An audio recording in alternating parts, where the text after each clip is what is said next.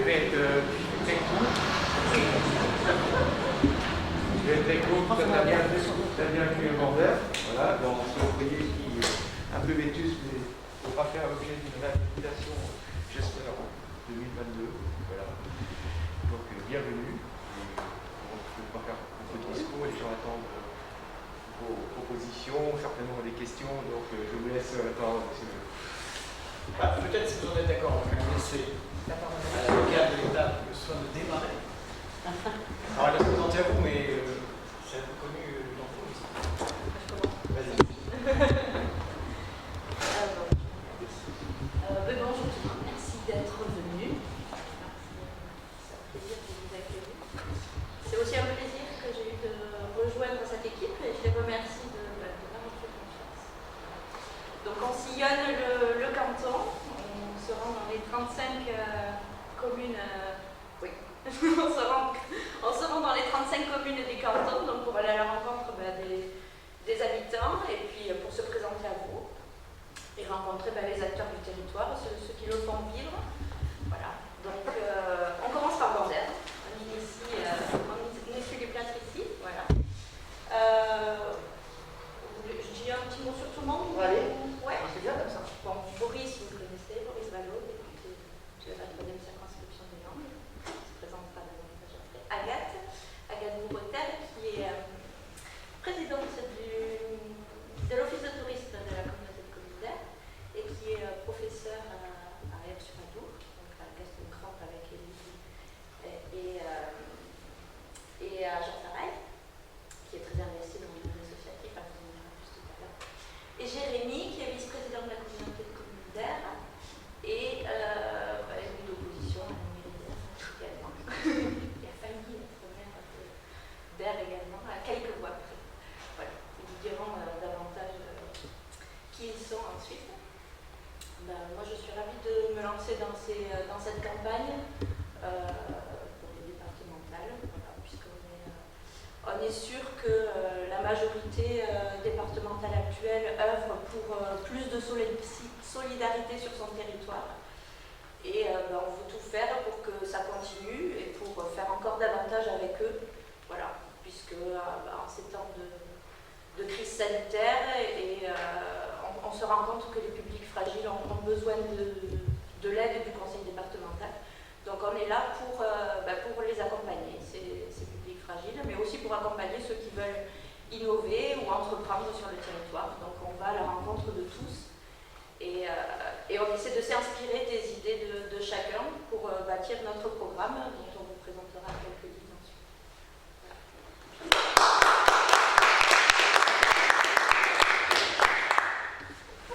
Alors, on commence par les femmes, c'est ça? Toujours. Alors, comme Lucie l'a dit, je suis donc Agathe Bourretel. Je vis à Sur-Adour depuis presque 18 ans maintenant. Je suis professeure de lettres à Jean Sarail, à la clinique Jean Sarail, et également au lycée Gaston-Crampe. Donc, j'ai des publics très variés. Je suis maman de 3 enfants qui ont entre 10 et 21 ans. Voilà, je suis de loin originaire des Landes, puisque mes grands-parents étaient de Saint-Sevé et mes arrière-grands-parents d'Arroucave. Donc j'ai finalement atterri au milieu de par ma mutation professionnelle. Mais j'ai épousé aussi un Landais du sud du département, donc au final, on est resté parce qu'on est très bien ici. Mon engagement politique est beaucoup plus récent que mon engagement militant et associatif. Il date de 2014, puisque j'ai rejoint l'équipe municipale d'opposition à Aire-sur-Adour en 2014 avec Jérémy. On a vécu 6 années un petit peu difficiles, mais qui m'ont permis d'apprendre ce qu'est le combat politique, parce qu'on peut parler de combat dans ces moments-là, et puis d'essayer de faire triompher quelques petites valeurs et quelques petites idées qu'on pouvait avoir, même si c'était difficile dans le cadre municipal. Et c'est pourquoi, lorsque ces valeurs-là, je les voyais toujours rester au fond d'un tiroir, on m'a proposé d'essayer d'aller les porter plus haut au niveau du département, qui a des compétences, on va en parler tout à l'heure, qui sont quand même au plus près de votre vie quotidienne, de vos préoccupations, que ce soit pour vos enfants dans les collèges, en PMI, pour l'agriculture, pour la voirie, enfin j'en passe. Et donc je me suis dit que c'était un bon moyen de rejoindre cette équipe départementale qui œuvre et qui pour moi fait du bon travail depuis des années, et d'apporter peut-être mon travail, parce que je suis une bosseuse. Voilà, c'est à cet édifice-là, dans une équipe, je dois l'avouer, qui est dynamique et avec laquelle on a tous envie de travailler.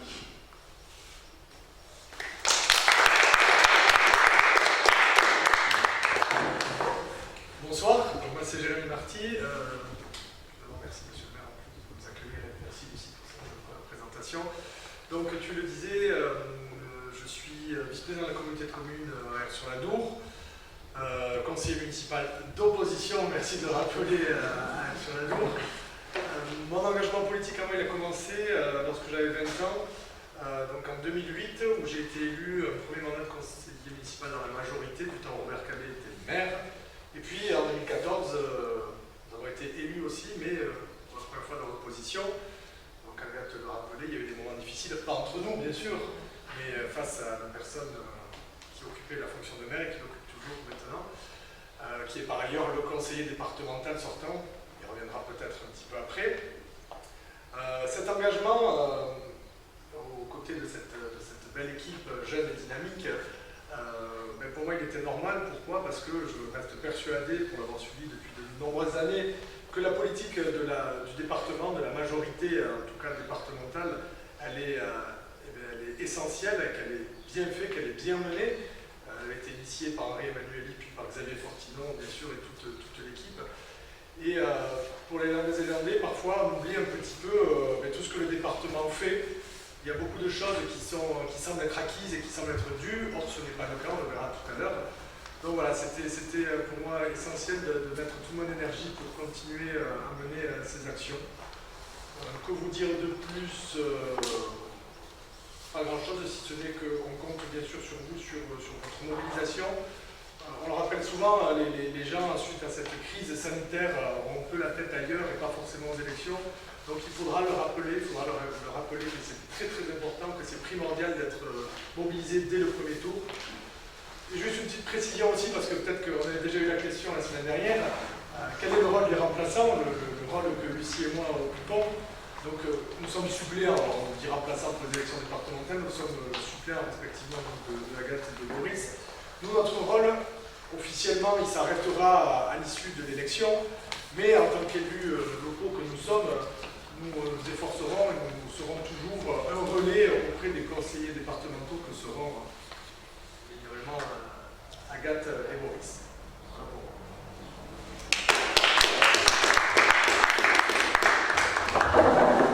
Bon, d'abord remercier de votre accueil, monsieur le maire. On est content de démarrer ici, chez Lucie. Peut-être pour terminer la réponse que vient de faire Jérémy, le rôle des remplaçants, c'est de nous remplacer si on meurt. J'espère que vous n'êtes pas impatient de cette hypothèse, mais la réalité est aussi celle-là. Moi, je veux d'abord vous remercier parce que on ne se connaissait pas avec Lucie il y a quelques semaines encore. Son nom bruissait dans le canton et quand il s'est agi de constituer l'équipe, c'est assez naturellement que par plusieurs, voix, le nom de Lucie est venu à nos oreilles. Quand on s'est rencontrés, quand on t'a piégé en fait, on était très, très heureux que tu acceptes de partir avec nous dans cette élection départementale. Vous voyez en effet, vous avez des candidats qui sont plutôt jeunes. Il y a plus jeunes que nous sans doute, pas une vertu en soi, mais en tout cas, je peux vous dire qu'il y a de l'envie et du dynamisme. Et nous faisons cette campagne électorale comme nous comptons exercer nos responsabilités, et comme, pour ce qui me concerne, comme député, j'exerce mes responsabilités. C'est-à-dire en étant à l'écoute, en étant sur le terrain, en étant disponible. Et il est vrai que si nous nous rendons dans les 35 communes dans cette campagne électorale qui est en réalité assez courte, c'est aussi pour nous le témoignage de cette proximité qui ne sera pas, limitée à cette période électorale, mais qui sera notre mode d'exercice de nos responsabilités. Quand je vais sur le marché à Aire-sur-Adour, les gens ne s'étonnent pas de m'y voir. quand ils me verront, j'espère que ça reprendra un jour, dans les courses landaises, les fêtes de village, les matchs de basket, ils ne s'étonneront pas de me voir parce que j'y suis très régulièrement. Ils, je l'espère, se sentiront parfaitement libres parce qu'ils nous auront croisés de solliciter des rendez-vous avec nous pour essayer de régler un certain nombre des difficultés qui sont les leurs et qui nous présentent. C'est ça le travail d'un élu. C'est d'être à portée de gifle, d'être disponible, d'être impliqué, parce que le jour où on est élu, pour ceux d'entre vous qui l'êtes, vous le savez, c'est quand même une responsabilité éminente. Et il faut rendre des comptes. Et rendre des comptes de son action, mais j'allais dire aussi, dire ce que seront les engagements que l'on prend et dont on sera ensuite comptable. Si je le dis, c'est que ce grand canton, parce que vous savez que c'était 3 cantons qui ont été fusionnés il y a 6 ans en un seul, constitué parmi les communautés de communes, Grenade, Aire-sur-Adour et Villeneuve-de-Marsan, ce grand canton, ces 6 dernières années, a manqué de conseillers départementaux. On a vu un peu Françoise Gauthier, qui était présente, je l'ai croisée moi, à plusieurs reprises, mais c'est peut-être parce qu'elle exerçait ses responsabilités qu'il ne lui a pas été proposé de se représenter dans sa famille politique. En revanche, il y a un autre conseiller départemental que nous n'avons jamais vu nulle part. Et moi, je crois que les électeurs ont besoin d'avoir leurs élus et de pouvoir leur demander d'activer tel ou tel dossier. Nous, on sera disponible, présent, on rendra des comptes. Peut-être l'esprit qui est celui du projet départemental. D'abord, il s'inscrit en effet dans une continuité, une continuité longue, patiente, déterminée, ambitieuse, qui était la politique engagée par Henri Emmanuelli, aujourd'hui poursuivie par Xavier Fortinon, avec des élus départementaux de la majorité départementale dont vous connaissez certains. Je pense à Paul Carrère, qui s'occupe du social, je pense à Monique Lubin, qui était très investie sur son territoire. Je pourrais en évoquer bien d'autres. En tout cas, ce sont des élus qui sont extraordinairement impliqués et qui n'ont qu'une préoccupation du matin au soir, c'est les Landes et les Landais. Les Landes et les Landais et la façon dont ils vivent.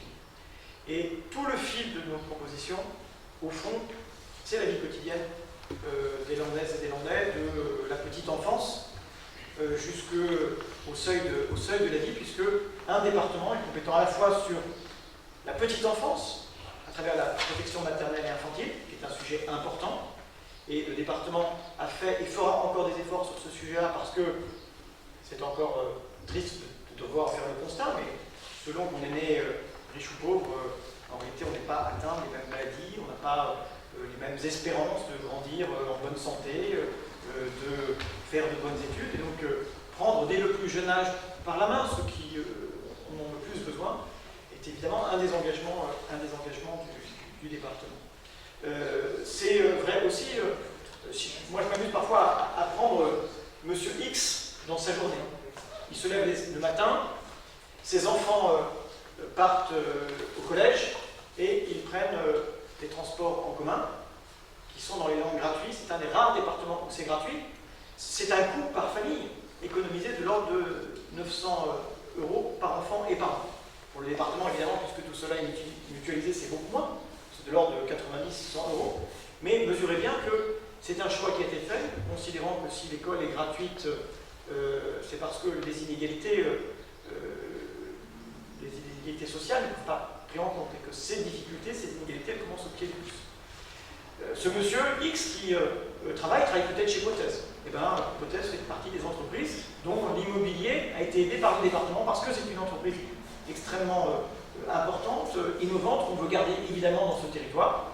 Parfois, quand je dis qu'on a un avionneur à Aire-sur-Adour, les gens s'en étonnent. On a une entreprise d'excellence ici. Peut-être que ce monsieur X, il y a son épouse qui travaille dans l'agriculture. Elle est peut-être productrice de canards ou viticultrice, ou peut-être d'ailleurs un peu des deux. Et vous savez, dans la période que nous avons traversée, nous avons eu le 3e épisode de la grippe aviaire et nous avons eu le gel des vignes. Eh bien, là aussi, à côté de l'État, le département intervient pour soutenir les productions agricoles, les investissements qu'il y a à faire pour compléter parfois le chômage partiel quand il n'est pas pris en charge à des hauteurs suffisamment importantes. Et puis, dans la journée de cette famille, il empruntera des routes qui seront des routes départementales où l'entretien aura été assuré par le département. En fin de journée, il ira chercher peut-être ses enfants pour aller voir les grands-parents à l'EHPAD, et il ira au collège, et ce collège aura été entretenu, construit par le département avec une exigence forte pour qu'il y ait des équipements qui soient de qualité. À la fois le bâtiment, mais aussi l'équipement informatique. C'est les tableaux numériques qui sont présents aujourd'hui dans toutes les classes des collèges du département. C'est, vous le savez aussi, le dispositif Un ordinateur, un collégien, qui a démarré dans les Landes, qui aujourd'hui se diversifie avec des tablettes. Vous regardez à Grenade ce que fait le département, ce qu'il expérimente. Et on a vu à quel point c'était nécessaire dans ce confinement, en tout cas dans le premier confinement, où les familles sont restées chez elles, et où, quand on n'avait pas cet équipement-là, c'était évidemment difficile. Il est regrettable que le gouvernement ait, lui, mis un terme à une politique qui avait été lancée, qui était le numérique éducatif, qui visait à équiper nationalement tous ces collèges, s'inspirant de ce qui avait été fait dans les Landes, parce que les Landes sont un exemple. Et on a vu qu'il a fallu, dans l'urgence, trouver parfois du matériel pour les élèves, et que nous ne nous étions pas préparés à avoir des outils souverains, des outils made in France en matière éducative, ce qui fait qu'on s'est jetés tous dans les bras des GAFA. Et puis, quittant le collège, il dépose peut-être ses enfants dans un cours de musique ou dans un club sportif. Et bien là aussi, le département soutient les pratiques culturelles et sportives. Et il le fait en particulier s'agissant de la jeunesse. Et nous sommes un des départements où il y a le plus de musiciens en France rapportés à la population. C'est quand même tout à fait singulier et tout à fait extraordinaire. Là aussi, ça fait modèle et ça fait école.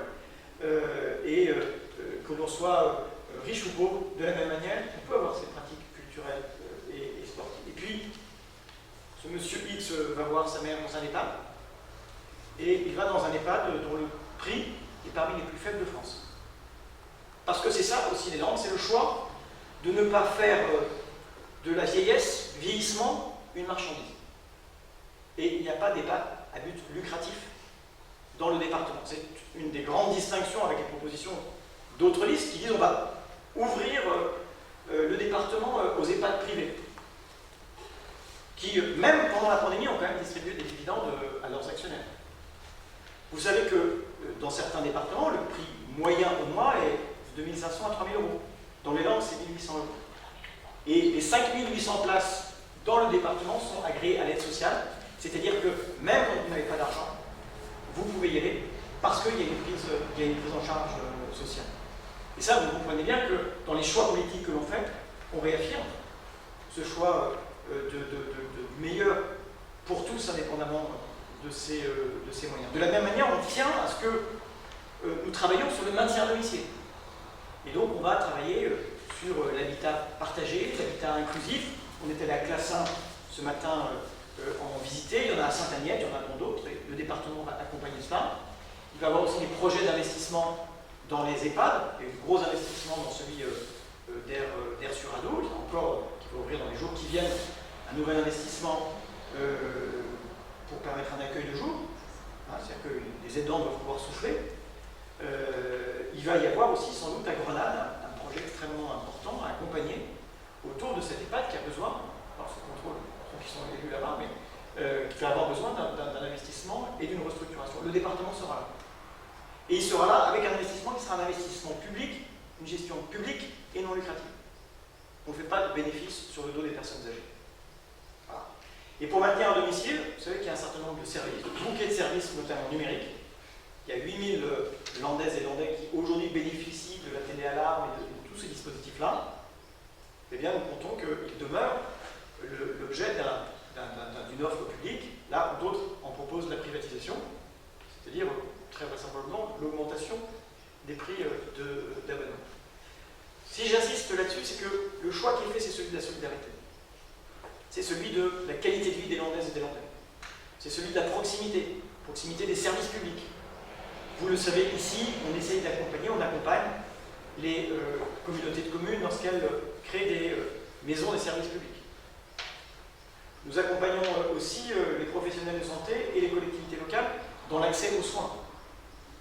Et nous prenons à nouveau des engagements forts pour assurer une couverture médicale qui soit importante, quitte, et c'est un engagement, à salarier là où on ne trouverait pas de médecins libéraux, certains médecins. Est-ce que vous savez, parce que ce chiffre, je l'ai en tête depuis pas très longtemps, quelle est la différence d'espérance de vie entre un hyper-rural et un hyper-urbain?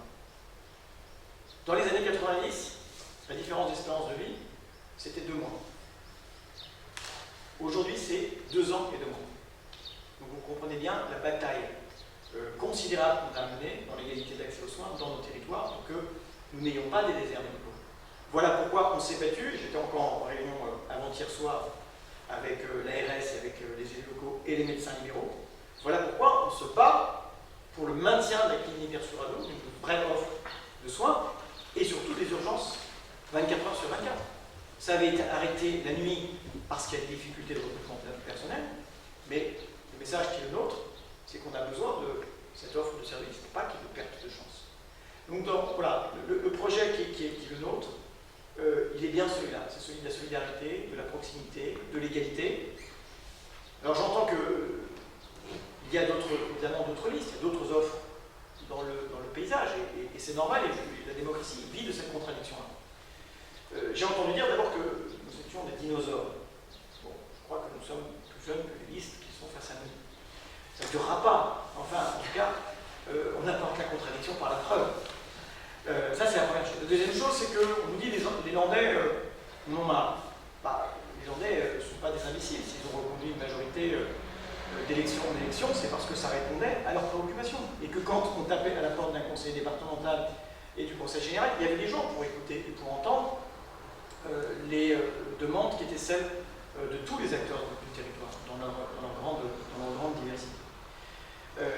Et puis, pour vous dire aussi, je constate qu'il y a des listes, enfin des candidatures qui n'ont pas de visage, c'est-à-dire que vous avez, y compris de son canton, au moins une liste du Rassemblement national, dont je pense que nous ne verrons jamais les candidats.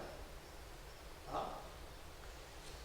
Ils n'ont pas non plus tellement de projets, donc c'est vrai qu'ils peuvent s'économiser de le présenter. Vous avez d'autres listes qui, dans ce département, ne présentent pas des candidats sur tous les cantons. Mais enfin, quand on prétend diriger un département, il faut le faire, se donner les moyens de le faire complètement et entièrement. Et puis je regarde les propositions qui sont faites. Je vous ai dit ce que je pensais de la mise en concurrence et de la marchandisation du vieillissement. Nous y sommes opposés. C'est une des propositions qui sont faites par nos concurrents. J'entends qu'ils veulent, par exemple, s'agissant de la question environnementale, revoir le plan départemental d'élimination des déchets. Très bien, sauf que c'est une compétence qui a été transférée à la région il y a 6 ans. Ça suppose quand même, quand on prépare une élection, de travailler un peu. De la même manière, j'entends que, alors ça concerne la Haute-Lande, on voudrait remettre à 90 km/h la vitesse de circulation. Moi je dis pourquoi pas. Mais ce sont des propositions de listes qui soutiennent un gouvernement qui a baissé à 80 km/h les limitations de vitesse. Donc je dis qu'il faut un peu de cohérence.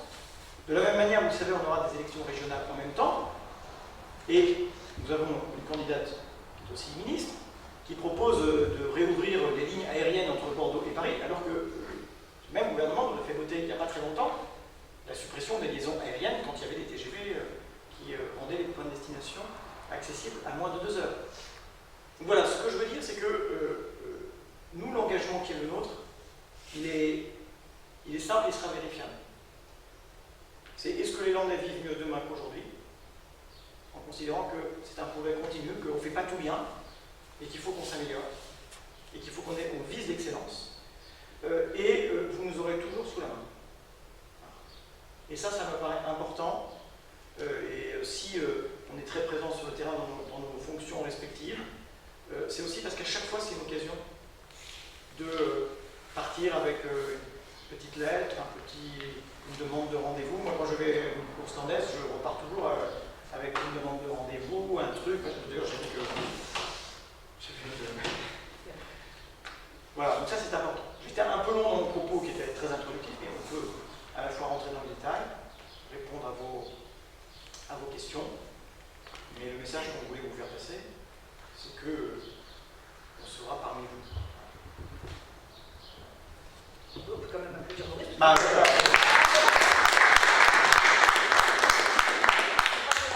Je crois qu'en fait, ça a détaillé dans son propos l'ensemble des propositions que vous pourrez trouver dans le document qui est vous a été donné. Alors, ce document-là, il est tout récent, hein, il a été dévoilé ce matin en conférence de presse. Ce sont les propositions globales du département, indépendamment des cantons, et s'adjoindront à cela les 4 pages que nous avons proposées, rédigées, concernant le canton Adour-Armagnac. Donc peut-être qu'on peut, après ce que Boris vient de présenter, partir sur vos questions et les déclinaisons locales, ou bien directement vous proposez vos déclinaisons locales comme vous voulez. Ça peut se faire dans un sens comme dans l'autre. Ce qui est important, c'est de vous écouter et surtout de pouvoir vous répondre. Voilà. Les axes seront les mêmes, hein, on a décliné les mêmes axes avec des propositions locales sur Aire, sur Grenade, sur Immeuble, sur des villages, sur des routes. Voilà. De façon très concrète, si on parle du canton, on avait des projets ou des questions qui sont proprement cantonales, hein, en tout cas le canton d'Adour-Armagnac. J'évoquais un chantier qui est un chantier important, qui sera celui de l'EHPAD de Grenade, qui nous paraît tout à fait majeur. On a par exemple sur le canton de Villeneuve un projet qui est celui d'être un territoire d'expérimentation sur le territoire zéro chômeur de longue durée. Je ne sais pas si vous savez de quoi il s'agit, mais j'en dis juste un mot. En 2015, s'inspirant d'une expérimentation qui avait été conduite par ATD Carmont, nous avons lancé dans 10 territoires en France des projets visant à aller à la rencontre de tous les chômeurs qui étaient éloignés durablement de l'emploi et de construire, là où les besoins n'étaient pas satisfaits dans le territoire, des vrais métiers, des vrais emplois en CDI, autour d'eux, embauchés par ce qu'on appelle une entreprise à but d'emploi, et en se servant des allocations qui pouvaient toucher au chômage ou quand ils étaient indemnisés ou les minima sociaux, pour subventionner une partie de leur emploi. Et donc rendre solvables d'une certaine manière ces métiers qui... il y avait des bras, mais il n'y avait pas de demande solvable. Et moi je suis allé visiter certains de ces territoires-là. Ils ont réussi à absorber ce chômage de longue durée avec des effets extraordinaires. C'est-à-dire qu'ils ont découvert des gens qu'ils avaient perdu depuis des années. Ils ont réussi à les mettre dans l'emploi avec cette formule, c'est nul n'est inemployable. Ça suppose du travail, évidemment, autour de cela, un vrai acte de confiance. Et puis, vous avez vu, j'en ai rencontré des gens qui eh bien, changent même physiquement parce qu'ils ont retrouvé un boulot. Ils se remettent à sourire, ils se remettent à sortir, ils vont se soigner s'ils n'avaient plus le temps de faire, ou plus le goût de faire, parce qu'ils ne faisaient plus attention à eux. Et à Pipriac, par exemple, en Bretagne, qui est un territoire d'expérimentation, il n'y a plus de chômage de longue durée. Voilà. Moi, je voudrais qu'on continue dans ce territoire des Landes, et en particulier de son canton, d'être innovant.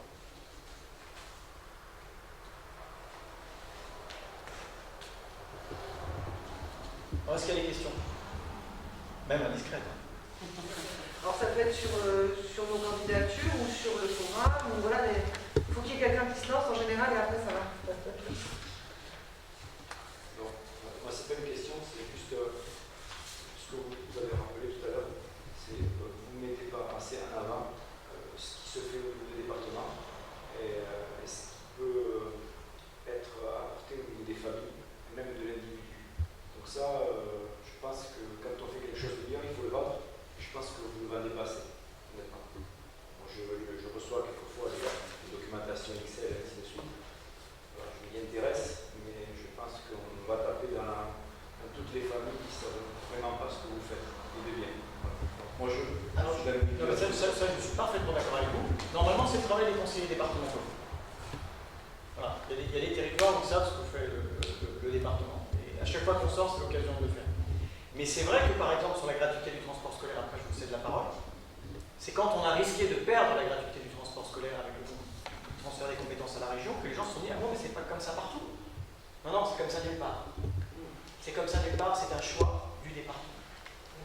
Et encore ici, on est un petit peu sensibilisé parce qu'on est très proche du Gers et des Pyrénées-Atlantiques. Donc les gens qui traversent, qui envoient leurs enfants par exemple à Pau ou dans le Béarn pour étudier à Montardon, par exemple, je sais qu'on a beaucoup de jeunes qui vont sur Montardon pour l'agricole. Là, ils se rendent compte combien ça leur coûte une carte de bus pour l'année. Alors que nous, ils montent, l'arrêt de bus, il est au plus loin, à 200 mètres de la maison. Voilà. Et quand le chauffeur est sympa et qu'il pleut, il vous le dépose devant la maison. Enfin, je veux dire, on se rend pas compte, là, la chance qu'on a. Enfin, ça. Les collèges, les que je connais, mais quand on enseigne dans les langues, quand on arrive d'ailleurs, on peut en témoigner tous les jours.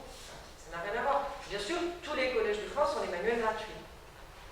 Bon. En Nouvelle-Aquitaine, en plus, maintenant, ce sont les lycéens qui les ont gratuits. Les équipements, vous le disiez, un tableau numérique, aujourd'hui, pour les enfants savent mieux utiliser de nouvelles technologies que nous, et ça va être un outil formidable pour les personnes les plus éloignées de l'emploi, pour les personnes les plus fragiles, et tout ça, ils l'ont appris très tôt à l'école, et donc ils le transfèrent à la maison. Donc c'est des choses, comme vous dites, des petites choses qui font un quotidien plus agréable, mais dont les gens n'ont pas conscience. C'est véritablement le souci. Pour terminer, moi je suis confronté à ça, parce que j'ai eu des enfants, donc tout ça je l'ai vu, donc voilà, c'est palpable. Après, le monde agricole, je le connais, puisque mes parents, mon frère était agriculteur.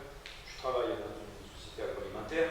Je sais que le conseil départemental à 89 a aidé mon entreprise, comme je travaille. Après, je suis président de l'association sportive depuis 12 ans. Donc, je sais ce que fait le conseil départemental aussi pour le sport, que ce soit pour les enfants quand ils arrivent en 6e. Ouais, ils ont un chèque sport. Voilà, donc on communique aux adhérents, pour les jeunes, pour l'aide au permis de conduire. L'aide au permis de conduire avec une sensibilisation citoyenne Voilà, qui permet aux jeunes de s'investir dans les associations, bien sûr. Donc voilà, mais tout ça, moi je le sais parce que j'y suis, dedans j'étais confronté, mais il faut vraiment communiquer. Et à l'autre bout de la vie, si vos parents, voilà, en vieillissant, ont à voir avec les EHPAD ou le maintien à domicile, vous allez pouvoir de l'autre côté. Mais c'est vrai que tant qu'on n'a pas eu affaire à cela, eh bien, on ne s'en rend pas compte. Et vous êtes nos meilleurs ambassadeurs, hein, c'est-à-dire que les personnes qui témoignent de cela dans les familles,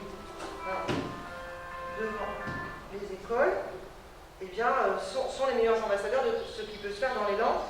Et Boris l'a pas dit, mais bon, il est quand même à l'Assemblée quelques jours dans la semaine. Et c'est souvent que les langues sont pris en modèle sur des domaines. Il y a l'histoire du collégien du portable, ça fait 20 ans cette année. Hein. Mais il n'y a pas que ça. Il y a beaucoup de domaines où les langues sont pris en modèle, parce qu'effectivement, Henri Emmanuelli aussi était une figure qui portait les choses, mais pas seulement. Parce qu'il y a eu beaucoup d'innovation et d'expérimentation. Et parfois, on se trompe. Hein, il faut le dire aussi. Parfois, on expérimente des choses qui ne marchent pas. Et la sincérité, l'honnêteté, c'est de dire eh ben, on s'est trompé, on recommence, on travaille et on fera mieux. Voilà. L'autosatisfaction, ça ne marche pas, de toute façon. Pour en finir, moi, le milieu sportif, peut-être qu'à un moment donné, dans le cadre de Grenade, moi je parle de Grenade, de R, de Villeneuve, on vous sollicitera certainement pour certains projets, puisque je suis habitant à Rodin. Il y a des élus de Grenade là, nous avons des projets donc, dans les tiroirs, donc à un moment donné, peut-être qu'on fera appel à vous. Et je connais les services de M. Gauthier, puisque nous sommes en rapport, en relation avec ces services-là. Il faut rappeler donc l'aide aux associations sportives et aux licenciés que vous faites également, comme les communes, comme les intercommunes. Absolument. Ouais. Il y a une politique sportive qui est extrêmement importante dans le département. Puis en plus, c'est là le champion de France, donc vous allez être obligé d'ouvrir encore la tiroir. Et le sport féminin par-dessus tout. Ouais, on va pas s'en perdre, mais après, il y a des petits contents parce qu'elle est au championne de France. Ouais. On est dans des constats comme ça qui. Les gens, ils ne le savent pas sur quand ils sont dedans. Moi, c'est le monde de la culture. Et il y a quelque chose de très particulier dans les langues, et assez rare. Déjà, il y a un département qui parle culture. Ce n'est pas le cas dans tous les départements. Qui parle théâtre, encore plus spécifique. C'est vraiment pas le cas dans tous les départements. Et qui ose dire, ça ne sera pas une office extérieure qui va traiter les dossiers, ce sera nos techniciens. Et je trouve que ça, c'est une spécificité qu'on a ici. Et on a des techniciens sur le département, mais en nombre, sur beaucoup de dossiers. On peut peut-être reprocher le coût de technicien, tout ça, par rapport à... Je ne crois pas, parce qu'on les a et ils sont présents. Quand on téléphone, on a quelqu'un au bout du fil qui nous propose un rendez-vous, ou une visio actuellement. Quand on a un besoin, ils sont là, ils nous éclairent. Que ce soit en termes de culture, j'étais encore à Léon en réunion à midi, ou avec la SMALA, donc des tiers-lieux et tout ça. De quoi on a parlé? De l'aide exceptionnelle pour les compagnies landaises et les structures landaises qui souhaitent accueillir des spectacles en résidence ou les programmer. Ah bon? Ah mais c'est super. Et je suis sûr qu'aujourd'hui, ils ont appelé les services de la culture dès cet après-midi pour voir comment faire. Et il y a cette aide permanente au niveau de la culture. Mais ça, voilà, il faut être dedans pour le savoir, mais c'est vrai, c'est une spécificité. Moi, je viens de Toulouse. À Toulouse, avant d'avoir quelqu'un qui nous répond, pourtant il y en a beaucoup de théâtres, mais avoir une institution qui nous répond, oui, mais il faudrait, vous pouvez faire comme ça, c'est pas forcément une aide financière, c'est aussi une aide de pratique, de comment faire, de comment avancer. Ben, il y en a pas beaucoup. Et ensuite, j'ai une autre petite question, je ne sais pas si elle va fâcher ou pas, parce qu'on est super contents, on a des enfants collégiens, lycéens qui ont des ordinateurs, qui savent s'en servir, mais ils ne peuvent pas se connecter, parce qu'à partir de 2 ordinateurs dans une maison par ici, on n'a plus de débit. Donc, je ne sais pas si... Et c'est important, parce qu'on est en bout, on a l'impression d'être en bout de ligne. Vraiment, et bon, le téléphone, c'est une autre histoire aussi, il y a des antennes qui arrivent, mais juste la connexion à la maison, je ne sais pas si on peut avoir des petites... D'abord, chacun mesure l'importance d'avoir aujourd'hui un accès au débit. C'est-à-dire qu'on est très dépendant de la qualité de votre connexion. C'est un sujet, moi, dont j'ai eu à connaître quand j'étais à Bercy, directeur du cabinet du ministre de l'économie, où on s'était quand même un peu étonné du choix qui avait été fait par mon prédécesseur de confier les zones qui étaient rentables au privé et les zones qui n'étaient pas rentables au public. Alors qu'il aurait été quand même plus intelligent de tout mutualiser pour en baisser le coût. Bon, c'est comme ça. Depuis lors, il y a un effort extrêmement important, et en particulier dans les Landes, qui a été fait pour rattraper ce retard. Et en 2022, l'ensemble des Landais aura accès à la fibre. Et c'est le cas, le calendrier est connu, c'est le SIDEC qui en est le maître d'ouvrage, pour justement avoir commune par commune les dates de raccordement. Et c'est extrêmement important que cela puisse en effet avoir lieu. J'ai plus les chiffres en tête, mais c'est quand même plusieurs dizaines de millions d'euros. 32 millions d'euros. Voilà, 32 millions d'euros d'investissement. Donc c'est tout à fait considérable et tout à fait nécessaire. On le sait maintenant, quand les gens s'installent, ils se demandent s'il y a une école, s'il y a des médecins et s'il y a la fibre, s'il y a le débit. Et donc on va pouvoir répondre oui maintenant de façon certaine. Et pour aller un tout petit peu plus loin, donc l'argent il est budgété, les 32 millions d'euros. Donc le SIDEC portait le projet. Je ne vais pas rentrer dans le détail, mais techniquement, il y a des choses qui n'allaient pas aussi vite qui étaient prévues. Pour maintenir le calendrier, on a fait entrer d'autres maîtres d'ouvrage dans le système. Et l'autre variable qui a été prise en ligne de compte, c'est que les premiers fibrés, dont Air Sud, on a été dans les premiers, ça fait déjà presque 18 mois donc j'ai la fibre. Ça change la vie, mais ça a un coût. Et donc il y a une expérimentation qui va être menée sur cette prochaine mandature dans les 6 ans qui viennent, qui va être d'expérimenter une tarification sociale de l'accès à Internet. Voilà. Donc ça, je pense que c'est important, parce que c'est bien joli, la fibre, ça change la vie.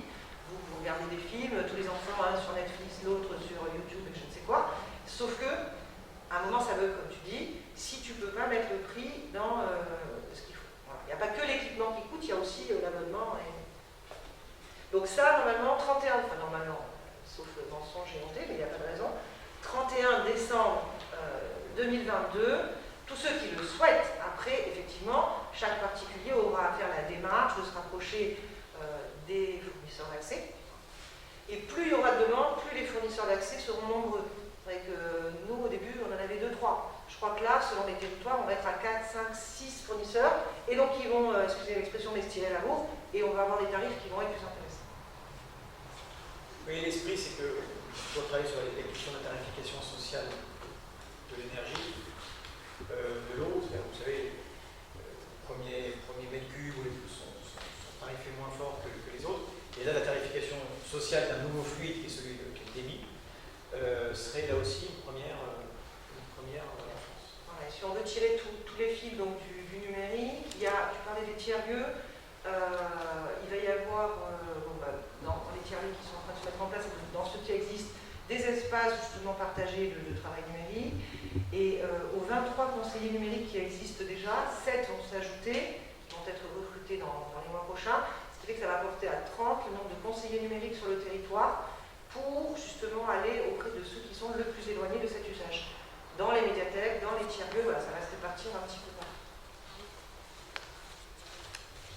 crois que j'ai à peu près tout dit sur le sujet.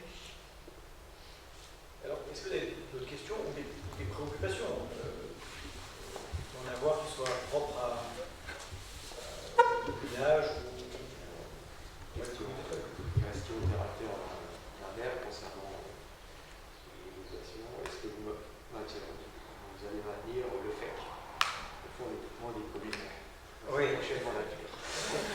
Non seulement on le maintiendra, mais le souhait qui est le nôtre, c'est que, si nous sommes élus, assez rapidement, on puisse se réunir pour en déterminer les règles de répartition. On n'est pas propriétaire de cet argent. C'est l'argent public et il est normal que l'on discute avec les élus locaux de la façon la plus intelligente de l'utiliser. Et les règles sont assez variables d'un canton à l'autre. Donc il faut qu'on arrive à s'entendre, que ça convienne à tout le monde. Donc, oui, et de façon intelligente et avec vous. Donc c'est ce que c'est le FEC. Parce que des fois, en fait, c'est ce qui permet d'équiper les communes. Hein. C'est-à-dire qu'il y a une somme d'argent et c'est réparti.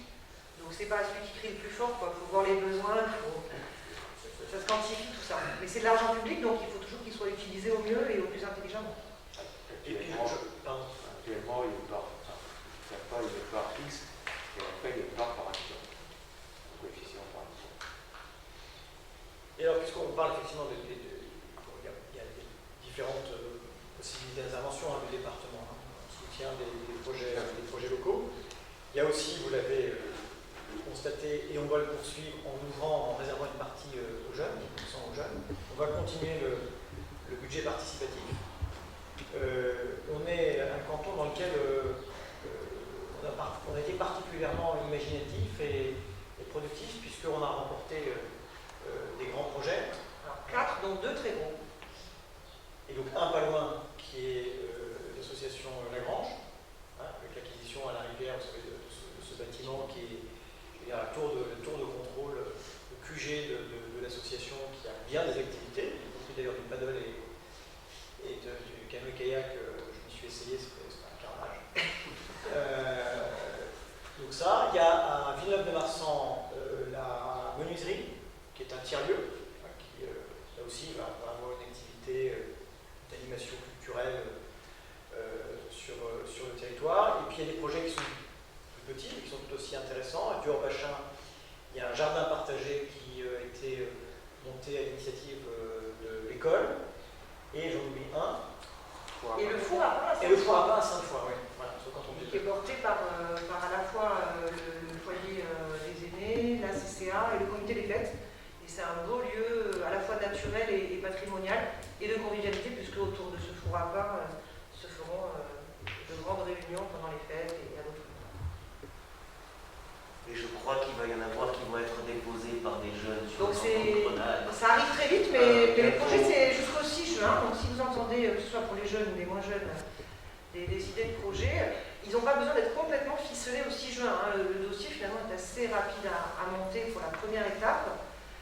N'hésitez pas à déposer des idées sur ce budget participatif. On espère qu'il se poursuivra ensuite, mais bon, il faut saisir les opportunités quand elles sont là. Parce que les 2 gros projets, je crois qu'on est presque à 100 000 €. Quoi. C'est ça? Oui, chacun en fait à 100 000 €. Voilà, dans le projet, vous le recevrez normalement par la poste. Alors ici, vous le recevrez par la poste, oui, parce que voilà, on a un souci d'économie aussi et d'écologie, donc on va faire distribuer en fait, pour économiser l'essence des automobiles et tout ça, dans les villages, on va faire distribuer par la poste.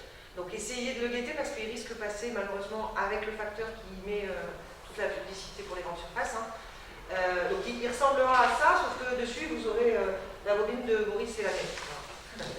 En couverture et en 4e, et puis à l'intérieur. C'est dommage de le jeter. On mise pas tout sur le physique, mais un peu quand même. Voilà. Et donc ça sera dans vos boîtes aux lettres, et dans les villes, on ira distribuer nous-mêmes. Peut-être vous dire que vous pouvez suivre notre campagne sur notre petit compte Facebook. Je pense que si on tape nos noms, on le trouve. Voilà. Par ailleurs, moi j'ai ma page Facebook que j'alimente comme parlementaire très régulièrement. Vous avez dû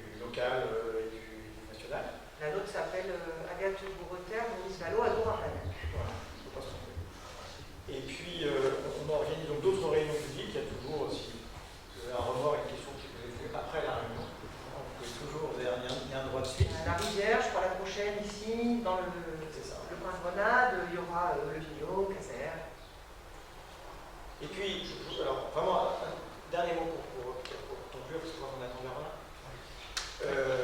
C'est des élections qui se déroulent dans un contexte un peu particulier. On sort du 3e confinement, la vaccination se poursuit maintenant à bon rythme, tant mieux, mais on ne sait pas ce que sera la participation électorale. Elle est tendanciellement en baisse, elle peut être très basse, donc c'est pour ça que moi je ne saurais que vous inciter autour de vous à rappeler qu'il y a des échéances électorales, qu'on votera pour les élections départementales et pour les élections régionales, que chacune et chacun peut être porteur de 2 procurations.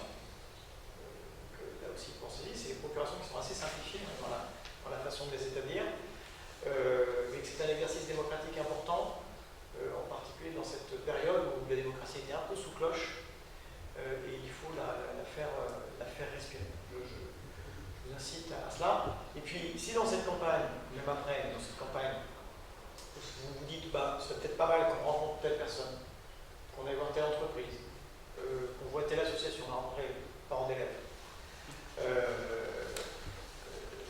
Ben voilà, nous on est évidemment disponibles, on se rend disponible, c'est notre façon de faire. Le principe c'est n'hésitez pas. Et puis vous nous trouverez les uns et les autres, on est quand même visible sur le territoire. Lucie, voilà, Lucie sera notre relais, notre boîte aux lettres. On ne la voyait pas avant, maintenant on va la voir un petit peu.